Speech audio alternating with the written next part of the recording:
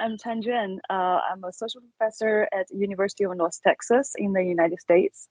My research interest is in both upcycling and modular designs in apparel. I teach different undergraduate and graduate design courses. So for today, I will share some of my own design practice as an apparel researcher, as well as how I implement upcycling in my teaching as an educator.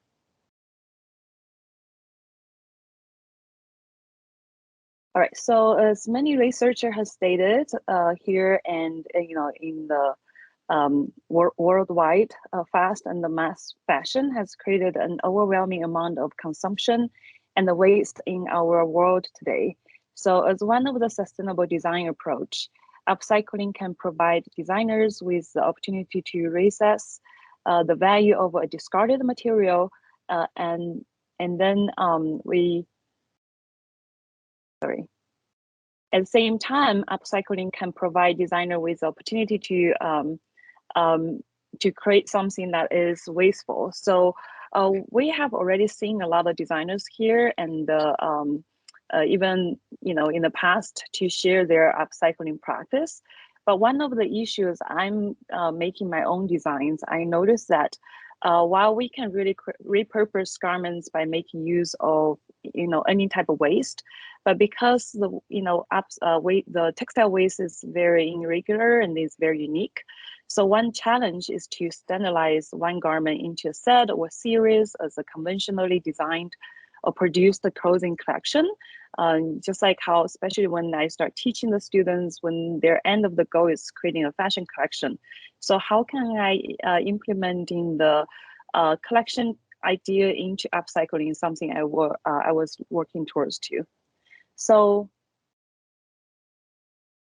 for fashion, looking at fashion businesses, upcycling can help minimize the overall cost of production, while also contributing to environmental issues and appealing to changing consumer attitudes. So as an educator, teaching students on sustainability and upcycling in the fashion industry has increased its importance in recent years. However, more research is crucial to create effective ways of incorporate upcycling in pro design in curriculum. Therefore, for this presentation, I will include two elements. First, I will share my own design research of repurposing fashion products into new designs. And then based on my design experience, secondly, I will introduce a curriculum example of how upcycling was incorporated in my own undergraduate classroom in apparel design program here in the US. So moving on to my own research and design practice, even though upcycling has started long ago in the fashion industry, there wasn't an informal process existed for repurposing due to time-consuming nature resulting in unique and costly process of upcycling. So between 2013 and 2019, through surveying apparel designers who practiced repurposing in their design businesses, researcher Eric proposed a model for repurposing apparel and textile, which identified 4 levels of repurposing, which are redecorating, subtractive, addictive, and intentional pattern making repurposing.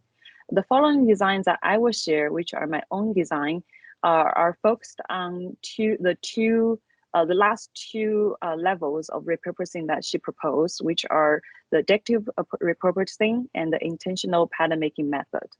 The addictive repurposing describes smaller pieces of fabric, either deconstructed from the original garment or pre-consumer scraps are pieced together to create new textiles. For the intentional pattern making, in which a discarded clothing item is deconstructed and new product patterns are purposely designed and cut to utilize available fabric, working within existing shape and area.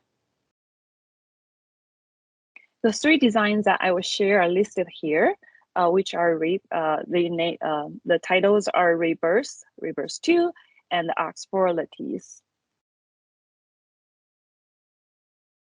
And you can view them later on my website as well. It's listed on the tab. So for the first two designs, I utilized inspiration from qipao, which is a Chinese traditional Chinese dress style, and then I also used the fenghuang, which is a phoenix, a traditional view as beauty, grace, and the renewal, as the bird is believed to be reborn. So the design process began by deconstructing secondhand tailored men's jackets that were made of wool fabrics. As you can see, there are some garments has worn out area on this right side of the gray jacket on the pocket. Similar worn out area like this or damaged area like this were carefully avoided or stitched into the seams so it won't be seen. And then the I utilized about 2 jackets per each of the new dress. And then the interesting elements such as the lapel and pockets, they were all kept as whole components for reuse to match up the intentional pattern making repurposing strategy that I mentioned earlier. And then the whole process required me to analyze the amount of available fabric and the existing pattern pieces from the 2 jackets in order to make effective use of the material and to form the desired new look. And to minimize textile waste, because even though we're using upcycled garment, doesn't mean we can just cut a hole in the middle and then throw the rest of them. I used nearly 100% of all the pieces from the men's jacket for each of the 2 designs. And I also used silk neckties for the surface detail on the dress. As you know that, neckties are already cut on bias, so I can use and create this type of bias straps to form the phoenix pattern. Here is one of the first look. As you can see how the design is an asymmetrical dress, evening wear dress. It has the pockets on the front, on the back, as well on the shoulder, to kind of, they're all from the original jackets, so they're all continue being used as functional jackets. And then I also have the phoenix pattern on the side of the front and side of the back. I also made a frock buttons on one side of the lapel. It's a side lapel to create the opening. So because the limitation and the repetition of the structure and the materials of the tailored men's jackets allowed me to kind of really focus on clever use of the construction and details. Here is the next look. Continue using the same concept, which is combining 2 menswear jackets and some silk neckties. And then, as you can see, because tailored men's jacket has very repetitive structure, they also have a very similar sizing system and the similar materials that both are usually made out of wool. They allowed me to continuously create cohesive pieces to constitute into a collection and provide possibilities for reproduction. The last design I want to share is titled Oxford Lattice. This design was made out of men's dress shirts. So I'm moving from the tailored men's jacket to men's dress shirts. All the shirts has very similar blue stripes with different stripe width. One challenge I want to achieve for this look is to utilize construction details that we see very often on men's dress shirts, such as collars, plackets, and cuffs. And then since those are usually faced or double layered, and it's hard to taking apart for redesign, I arranged them from dense stripes to loose stripes to create origami flower pattern on each side of the dress as pockets. So for both purpose, for both functionality and aesthetic. And I also used the 2 colors, 2 color pieces were used to form the V-neck design on the front of the dress, as you can see. And then a waving technique was used to create the cape. Here is the final look. the limitation and the repetition of the structure and the materials of men's dress shirts allowed me to explore the use of construction and details such as colors, plackets, and cuffs. And the arrangements of the different stripes was also used to create the origami flower details on the dress and surface design for the cape. So the design can be worn without the cape and with the cape to add different details. After sharing my own design practice, I concluded that using repetitive materials such as men's shirts, men's jackets, or even in continue like, for example, denim jeans or t-shirts in combination with cultural inspiration or textile is a really good way to process with upcycling and apparel design. So therefore, I created a sustainable studio course that incorporate or introduce students this concept through a community engagement project. The goal of this project is to connect students with members from a local community and have the students to design and teach a group of refugee women on sewing upcycled products. Starting with introducing this course. This course, Sustainability Studio, presents a new way of utilizing and building upon the students' existing fashion design construction skills with a focus on sustainability and the reducing textile waste in fashion. So there were three major sustainability approaches. So besides upcycling, I also talked about zero waste, adaptability, along with upcycling is introduced and advanced over the course of the semester. And then the students who take the course have already taken foundation sewing, pattern making, and draping. So they're usually juniors and seniors. And then for this upcycling project, I specifically focused on the community engagement as when students are asked to teach others, and they usually, because I feel like just the same as us, when I have to teach students, I need to prepare myself better. So I thought about having the students learn about upcycling first, and then ask them to teach local community members. They usually can learn and grasp the upcycling concept better. Also, during this collaboration, they can also benefit and support local community members. And this collaboration also promotes sustainability by creating products locally with secondhand garments to meet the needs of the community, which cut transportation of goods, create jobs near market, and enable closer controls of environmental standards. For this particular project, we ask students to design upcycle products with donated fabrics and garments from the nonprofit organization that I found locally. And then they shared their skills with those community members, which are a group of refugee women.